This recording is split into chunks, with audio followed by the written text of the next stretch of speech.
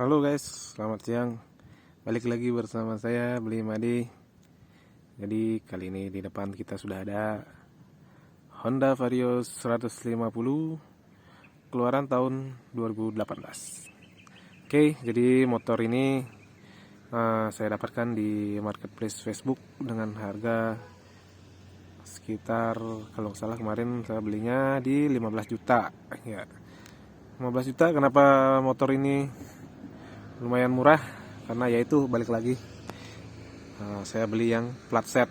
Nah, itu plat set. Jadi motor ini berasal dari Jawa Barat, tepatnya di Ciamis. Sehingga kalau motor ini dijual di sini itu lebih murah daripada plat DK, dimana harga pasaran plat DK sekarang itu masih di sekitaran 19 juta, itu paling murah saya lihat di postingannya. Oke, motor ini saya sewakan di harga sekitaran 90.000 per hari, dan itu udah harga yang cukup murah untuk rental Vario 150 ini, karena harga di pasaran itu masih di atas 100.000, bahkan ada yang sampai sewakan di 150.000. Nah, nanti bisa dicek aja ya di rentalan lain tuh harganya berapa, sedangkan di saya itu harganya 90.000 untuk minimal sewa 2 hari. Oke, buat yang mau, teman-teman yang mau sewa motor di Bali dengan harga yang oke, motor oke, pelayanan oke, bisa langsung klik link di deskripsi. Nah, baik, sekarang kita bahas apa aja yang menarik dari motor ini. Dari segi desain, jadi motor ini merupakan hasil facelift dari generasi sebelumnya, yaitu Vario 150 LED. Dimana generasi sebelumnya itu sudah ada keluar Vario 150 yang sama dengan Vario, modelnya sama dengan Vario 125 LED, dan ini adalah faceliftnya. Untuk urusan tenaga, torsi, dan segala macamnya itu bisa dicek aja di Facebook, karena kita nggak akan bahas yang seperti itu, dan nggak kurang menarik juga untuk dibahas, sudah banyak yang bahas. Jadi kita bahas yang umum-umum aja, yang sering kita lihat, yang sering kita rasakan. Oke, yang pertama itu desainnya itu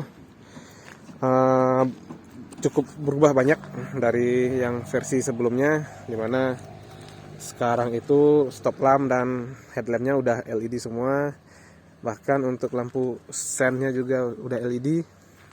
Sedangkan yang sebelumnya itu yang LED cuman di headlampnya aja. Untuk desain headlamp, nah kita dari depan dulu ya. Oke, dari depan dulu. Lihat, ini sebenarnya masih rada mirip, karena lampu utamanya itu masih tipe yang menunduk seperti yang di Vario 150 LED sebelumnya. Cuman sekarang bedanya di sini tuh udah ada DRL-nya. Jadi ada alisnya yang nyambung dengan lampu rating, lampu sennya. Nih lampu sennya di sini. Oke, jadi bagaimana kalau kita coba nyalakan ya.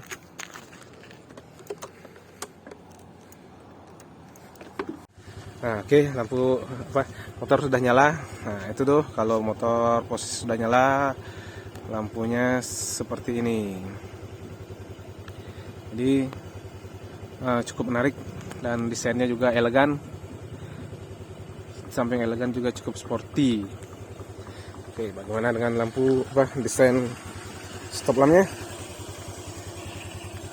Nah, ini desain stop lampnya juga banyak berubah, terutama ini desain stop lampu utamanya itu udah terpisah dengan lampu ratingnya, lampu sennya.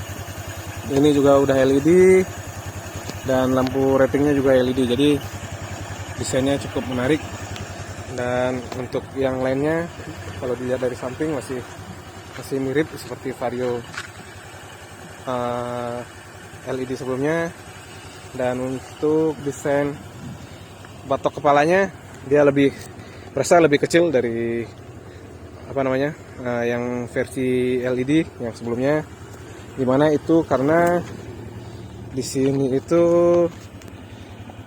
speedometernya lebih simple. Jadi kalau yang LED speedometernya kan masih full manual, hanya di indikator bensinnya saja yang LED gitu. Sedangkan di sini itu sudah full LED, dan fitur ininya juga banyak nih, speedometernya. Yang pertama itu nih, di sini ada speedometernya sendiri. Nah, itu gas. Dan yang ini yang bergerak ini tuh konsumsi bahan bakar. Nah, jadi semakin ke atas penggunaan kita semakin irit. Nah, di sini tuh ada odometer. Jadi motor ini udah jalan di 29.000 km, dimana pertama kali saya dapatkan yaitu sekitar 2 bulan lalu. Sebenarnya motor ini saya dapat di 2 bulan lalu. Itu saya dapat di 26.000 km. Nah, jadi lumayan, masih low kilometer. Dan ini ada indikator bensin. Coba lihat kita ada apa lagi nih kalau dipencet ini select. Nah, ini jadi ada trip A nya. Kalau mau di reset tinggal dipencet reset aja. Nah, jadi ini biasanya yaitu kita pakai saat motor ini disewa, kita reset dulu di 0. Jadi saat disewa itu motor kita jadi tahu motor sudah jalan berapa kilometer. Oke, ini trip B sama trip A average ya udah. Nah, ini ada indikator baterainya, indikator aki, karena di motor ini juga nggak ada kickstarternya. Jadi indikator aki ini penting banget. Biasanya kalau udah akinya itu di bawah 11 volt itu, nah itu udah harus waspada. Dan di sini juga ada indikatornya nih. Nah, ini indikator aki ini kalau udah menyala kuning itu biasanya sudah mau habis, sudah mau drop dan harus diganti daripada mogok di jalan kan. Nah, di sini ada indikator idling stop. Nah, itu nyala kalau kita on kan.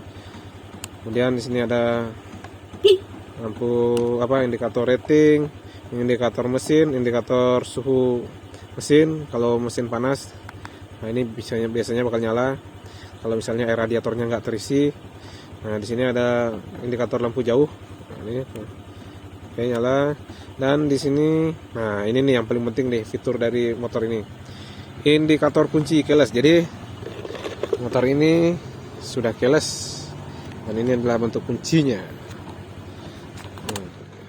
Langsung aja kita jelasin kunci keylessnya. Nah, di keyless ini cuma ada 2 tombol. Yang pertamanya tombol buat koneksi ke ke motor. Yang kedua ini tombol alarm. Jadi alarm di motor ini mau diaktifkan atau di nonaktifkan tinggal ini. Selanjutnya untuk penggunaan kunci keyless ini nggak usah dipencet apa-apa. Yang penting kuncinya didekatin. Nah, dan ininya dipencet, tombol startnya dipencet. Setelah tombol start dipencet, baru ini bisa diputar. Nah, selebihnya itu udah sama seperti metode kunci biasa, dimana untuk buka jok ini posisi di sini dan tekan ini. Kemudian di sini dan kemudian ini off-nya, dan ini ditekan untuk kunci stang. Oke. Itu untuk metode kuncinya. Jadi motor ini cukup banyak permintaannya, terutama di kalangan wisatawan mancanegara, karena motor ini kan bermesin cukup besar 150 cc dan bodinya juga cukup besar. Jadi mereka cocok dengan motor ini. Hanya saja biasanya itu kendalanya di sini nih. Lutut mereka itu selalu mentok dengan ini, kurang lebar depannya. Jadi biasanya mereka agak ngangkang duduknya, sehingga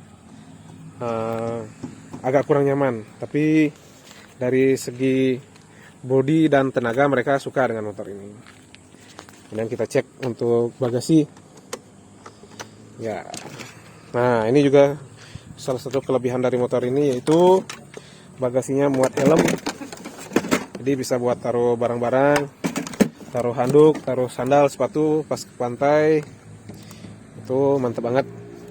Walaupun itu yang versi LED sebelumnya juga sama, muat helm. Pokoknya udah, kalau udah Vario 125 ke atas itu udah aman lah ya untuk ini apa namanya, untuk bagasi. Nah, jadi motor ini saya dapatkan udah dalam kondisi kayaknya semi modif, dimana ini peleknya bukan pelek warna aslinya, ini udah dicat ulang. Kemudian, nah ini nih untuk shockbreakernya yang udah ada tabungnya. Saya mau tanya, ini apakah aslinya atau kagak? Karena saya jujur saya belum pernah punya Vario ini. Dimana saya beli ini Vario ini saya beli bekas, dalam keadaan bekas dan kondisinya seperti ini. Ini apakah aslinya sudah ada tabungnya atau masih shockbreaker biasa? Tolong komen di kolom komentar ya. Oke, dan ini juga tutup apa namanya, radiator udah dicat sama pemilik sebelumnya. Aslinya ini juga udah dicat, cuman karena pecah saya udah ganti, dan ini pecah lagi, belum barang sewaan. Kemudian peleknya juga yang depan sudah dicat ulang. Oke, kita mau bahas apa lagi di motor ini? Oh ya, untuk dek depannya ini. Nah, ini nih yang paling penting kan biasanya kalau untuk wisatawan tuh.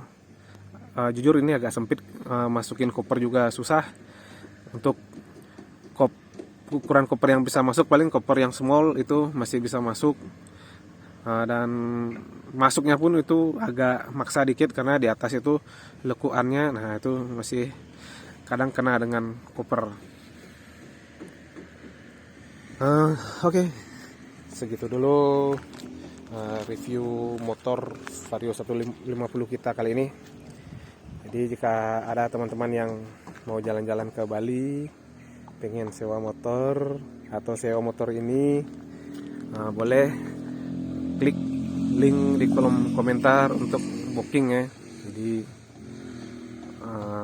apalagi ini bentar sudah akhir tahun, mau liburan tahun baru, itu bakalan rame banget, dan itu nyari rentalan motor bakalan susah di Bali. Jadi buruan booking, oke? Terima kasih udah menyaksikan video ini. Sampai di sini dulu video kita. Jangan lupa untuk di like video ini dan subscribe channel saya. Terima kasih.